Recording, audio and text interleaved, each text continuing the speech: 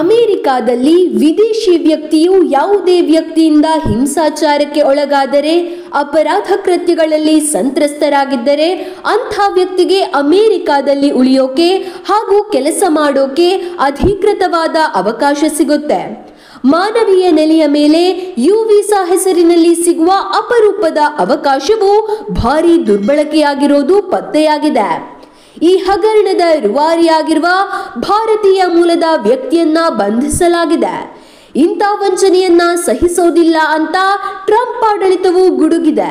ಸಾವಿರಾರು ಜನರು ಅಮೆರಿಕಾದಲ್ಲಿ ಅಧಿಕೃತವಾಗಿ ಉಳಿಯೋಕೆ ಇದೇ ಮಾರ್ಗವನ್ನ ಬಳಸಿಕೊಂಡಿದ್ದಾರೆ. ಆದರೆ ಏನಿದು ಯು ವೀಸಾ? ಯಾರಿಗೆಲ್ಲ ಇದು ಅನ್ವಯ ಆಗುತ್ತೆ? ನಡೆದಿರುವ ವಂಚನೆ ಏನು? ಎಲ್ಲದರ ಬಗ್ಗೆ ವಿವರ ಈ ವಿಡಿಯೋದಲ್ಲಿದೆ. ಅಮೆರಿಕಕ್ಕೆ ಯು ವೀಸಾ ವಂಚನೆ, ಪೊಲೀಸರು ಶಾಮೀಲು, ಸುಳ್ಳು ರಿಪೋರ್ಟ್. ಅಮೆರಿಕಕ್ಕೆ ಹೋಗಬೇಕು, ಅಲ್ಲಿ ನೆಲೆಸಬೇಕು ಅನ್ನೋದು ಕೋಟ್ಯಂತರ ಭಾರತೀಯರ ಕನಸು. ಆದರೆ ಆ ಕನಸನ್ನು ನನಸು ಮಾಡಿಕೊಳ್ಳಲು ಕೆಲವರು ಹಿಡಿಯುವ ಅಡ್ಡದಾರಿಗಳು ಇಡೀ ವ್ಯವಸ್ಥೆಯನ್ನೇ ಬುಡಮೇಲು ಮಾಡುತ್ತವೆ. ಭಾರತೀಯ ಮೂಲದ ವ್ಯಕ್ತಿಯೊಬ್ಬ ಅಮೆರಿಕದ ವೀಸಾ ಕಾರ್ಯಕ್ರಮವನ್ನ ದುರ್ಬಳಕೆ ಮಾಡಿಕೊಂಡು ನಕಲಿ ದಾಖಲೆಗಳನ್ನ ಸೃಷ್ಟಿಸಿ ನೂರಾರು ಜನರಿಗೆ ಅಕ್ರಮವಾಗಿ ವೀಸಾ ಕೊಡಿಸಿದ ಕಥೆ ಇದು. ಈಗ ಬಂಧನಕ್ಕೆ ಒಳಗಾಗಿರುವ ವಂಚಕನ ಹೆಸರು ಚಂದ್ರಕಾಂತ್ ಲಾಲ್ ಪಟೇಲ್. ನಕಲಿ ವರದಿಗಳು, ನಕಲಿ ಸಂತ್ರಸ್ತರು. ಚಂದ್ರಕಾಂತ್ ಪಟೇಲ್ ಲೂಸಿಯಾನಾದಲ್ಲಿ ಸಬ್ವೆ ಫ್ರಾಂಚೈಸಿ ಮತ್ತು ಕನ್ವೀನಿಯನ್ಸ್ ಸ್ಟೋರ್ ಮಾಲೀಕ. ಆತ ಅಲ್ಲಿನ ಕೆಲವು ಪೊಲೀಸ್ ಅಧಿಕಾರಿಗಳಿಗೆ ಲಂಚ ಕೊಟ್ಟು ನಕಲಿ ಪೊಲೀಸ್ ವರದಿಗಳನ್ನ ಮಾಡಿಸಿಕೊಂಡಿದ್ದ. ಒಂದು ವರದಿಗೆ $5,000 ಅಂದರೆ ಸುಮಾರು 4 ಲಕ್ಷ ರೂಪಾಯಿ ಲಂಚ ಕೊಡುತ್ತಿದ್ದ. ಈ ವರದಿಗಳಲ್ಲಿ ದರೋಡೆ, ಹಲ್ಲೆ ಕೃತ್ಯಗಳು ನಡೆದಿರುವುದಾಗಿ ಉಲ್ಲೇಖಿಸಲಾಗುತ್ತಿತ್ತು. ಆದರೆ ನಿಜಕ್ಕೂ ಅಂಥ ಯಾವ ಘಟನೆಗಳು ನಡೆದೇ ಇರುತ್ತಿರಲಿಲ್ಲ. ಈ ನಕಲಿ ಅಪರಾಧ ಪ್ರಕರಣಗಳಲ್ಲಿ ಭಾರತೀಯ ಮತ್ತು ಇತರ ದೇಶಗಳ ವಲಸಿಗರನ್ನ ಸಂತ್ರಸ್ತರು ಎಂದು ಹೆಸರಿಸಲಾಗುತ್ತಿತ್ತು. ಅಚ್ಚರಿ ಅಂದ್ರೆ ಈ ವಲಸಿಗರಲ್ಲಿ ಕೆಲವರು ಆ ರಾಜ್ಯದಲ್ಲೇ ಇರುತ್ತಿರಲಿಲ್ಲ. ಇನ್ನು ಕೆಲವರು ಆ ಅಪರಾಧ ನಡೆದ ಸ್ಥಳವನ್ನು ಯಾವತ್ತಿಗೂ ನೋಡಿಯೇ ಇರಲಿಲ್ಲ.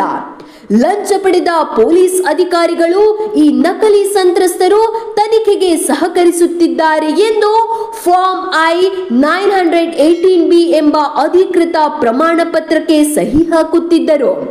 ಇದೇ ಪ್ರಮಾಣ ಪತ್ರವು ಯು ವೀಸಾ ಪಡೆಯಲು ಪ್ರಮುಖ ಆಧಾರವಾಗಿತ್ತು. ಇಂಥ ನಕಲಿ ಸಂತ್ರಸ್ತ ಸ್ಥಾನವನ್ನ ಸಾವಿರಾರು $ಗಳಿಗೆ ಬೇರೆ ವಲಸಿಗರಿಗೆ ಚಂದ್ರಕಾಂತ್ ಪಟೇಲ್ ಮಾರಾಟ ಮಾಡುತ್ತಿದ್ದ. ಕಳೆದ 10 ವರ್ಷಗಳಲ್ಲಿ ಈ ಜಾಲದ ಮೂಲಕ ನೂರಾರು ಜನರು ಅಕ್ರಮವಾಗಿ ಯು ವೀಸಾ ಪಡೆದಿದ್ದಾರೆ. ಅಷ್ಟೇ ಅಲ್ಲ, ಸ್ವತಃ ಪಟೇಲ್ ಕೂಡ ಇದೇ ದಾರಿಯಲ್ಲಿ 2023ರಲ್ಲಿ ತನಗೊಂದು ಯು ವೀಸಾ ಪಡೆದುಕೊಂಡಿದ್ದ. ಏನಿದು ಯು ವೀಸಾ? ಕ್ರೂರವಾದ, ತೀವ್ರವಾದ ಅಪರಾಧಗಳಿಗೆ ಬಲಿಯಾದ ಸಂತ್ರಸ್ತರಿಗಾಗಿ ಅಮೆರಿಕ ಸರ್ಕಾರವು ನೀಡಿರುವ ಒಂದು ವಿಶೇಷ ವೀಸಾ ವ್ಯವಸ್ಥೆ ಯು ವೀಸಾ. ಲೈಂಗಿಕ ದೌರ್ಜನ್ಯ, ಮನೆಗಳಲ್ಲಿ ಆಗಿರುವ ದೌರ್ಜನ್ಯಗಳು ಅಥವಾ ಅಪಹರಣ, ಮಾನಸಿಕ ಹಿಂಸೆಯಂತ ಗಂಭೀರ ಅಪರಾಧಗಳಲ್ಲಿ ಸಿಲುಕಿದ ಸಂತ್ರಸ್ತರನ್ನ ರಕ್ಷಿಸುವುದು, ಹಾಗೆ ಸಂತ್ರಸ್ತರು ಭಯವಿಲ್ಲದೆ ಮುಂದೆ ಬಂದು ಪೊಲೀಸರಿಗೆ ತನಿಖೆಯಲ್ಲಿ ಸಹಕರಿಸುವಂತೆ ಪ್ರೋತ್ಸಾಹಿಸಲಾಗುತ್ತದೆ. ಪೊಲೀಸರು ಅವರ ಬಗ್ಗೆ ಕೊಡುವ ವರದಿಯ ಆಧಾರದ ಮೇಲೆ ನಾನ್ ಇಮಿಗ್ರೇಷನ್ ವೀಸಾ ಸಿಗುತ್ತದೆ. ಯು ವೀಸಾ ಬಳಸಿಕೊಂಡು ಅಮೆರಿಕಾದಲ್ಲಿ ಕಾನೂನುಬದ್ಧವಾಗಿ ಕೆಲಸ ಮಾಡಬಹುದು. ಹಾಗೆ ಸಂತ್ರಸ್ತರ ಕುಟುಂಬದ ಸದಸ್ಯರಿಗೂ ವೀಸಾ ಸಿಗುವ ಅವಕಾಶವಿರುತ್ತೆ. ಅಷ್ಟೇ ಅಲ್ಲ, 3 ವರ್ಷಗಳ ನಂತರ ಅವರು ಗ್ರೀನ್ ಕಾರ್ಡ್ ಅಂದರೆ ಶಾಶ್ವತ ನಿವಾಸಿಯಾಗಲು ಅರ್ಜಿ ಸಲ್ಲಿಸಬಹುದು. ಈ ವೀಸಾದ ಅಡಿಯಲ್ಲಿ ಗ್ರೀನ್ ಕಾರ್ಡ್ ಕೂಡ ಸಿಗುತ್ತೆ ಅನ್ನೋದೇ ವಂಚಕರು ಇದನ್ನ ದುರ್ಬಳಕೆ ಮಾಡಿಕೊಳ್ಳಲು ಮುಖ್ಯ ಕಾರಣವಾಗಿದೆ. ಈ ಬೃಹತ್ ವಂಚನೆ ಬಯಲಾಗುತ್ತಿದ್ದಂತೆ ಫೆಡರಲ್ ತನಿಖಾ ಸಂಸ್ಥೆಗಳು ಚಂದ್ರಕಾಂತ್ ಪಟೇಲ್ ಮತ್ತು ಆತನಿಗೆ ಸಹಕರಿಸಿದ ಹಲವಾರು ಪೊಲೀಸ್ ಅಧಿಕಾರಿಗಳನ್ನ ಬಂಧಿಸಿವೆ. ಪಟೇಲ್ ಮೇಲೆ ವೀಸಾ ವಂಚನೆ, ಲಂಚ, ಪಿತೂರಿ ಮತ್ತು ಅಕ್ರಮ ಹಣ ವರ್ಗಾವಣೆಯಂತಹ ಗಂಭೀರ ಆರೋಪಗಳನ್ನು ಹೊರಿಸಲಾಗಿದೆ. ಆತನ ಅಪರಾಧ ಸಾಬೀತಾದರೆ ಪ್ರತಿ ಆರೋಪಕ್ಕೂ 5 ರಿಂದ 20 ವರ್ಷಗಳವರೆಗೆ ಜೈಲು ಶಿಕ್ಷೆ ಮತ್ತು ಲಕ್ಷಾಂತರ ಡಾಲರ್ ದಂಡ ವಿಧಿಸುವ ಸಾಧ್ಯತೆ ಇದೆ. ಈ ಪ್ರಕರಣದಿಂದಾಗಿ ಅಮೆರಿಕಾದಾದ್ಯಂತ ಯು ವೀಸಾ ಪ್ರಮಾಣ ಪತ್ರಗಳ ಮೇಲೆ ರಾಷ್ಟ್ರೀಯ ಮಟ್ಟದಲ್ಲಿ ಪರಿಶೀಲನೆಗಳನ್ನ ಶುರು ಮಾಡಲಾಗಿದೆ. ಒಂದು ಒಳ್ಳೆಯ ಉದ್ದೇಶದಿಂದ ಜಾರಿಗೆ ತಂದ ಯು ವೀಸಾ ಕಾರ್ಯಕ್ರಮವನ್ನ ವಂಚಕರು ತಮ್ಮ ಸ್ವಾರ್ಥಕ್ಕಾಗಿ ಬಳಸಿಕೊಳ್ಳುತ್ತಿರುವುದಕ್ಕೆ ಇದೊಂದು ದೊಡ್ಡ ಉದಾಹರಣೆಯಾಗಿದೆ. ಇದರಿಂದಾಗಿ ನಿಜವಾಗಿಯೂ ದೌರ್ಜನ್ಯಕ್ಕೆ ಒಳಗಾದ ಸಂತ್ರಸ್ತರಿಗೆ ನ್ಯಾಯ ಸಿಗದೆ ಹೋಗಬಹುದು.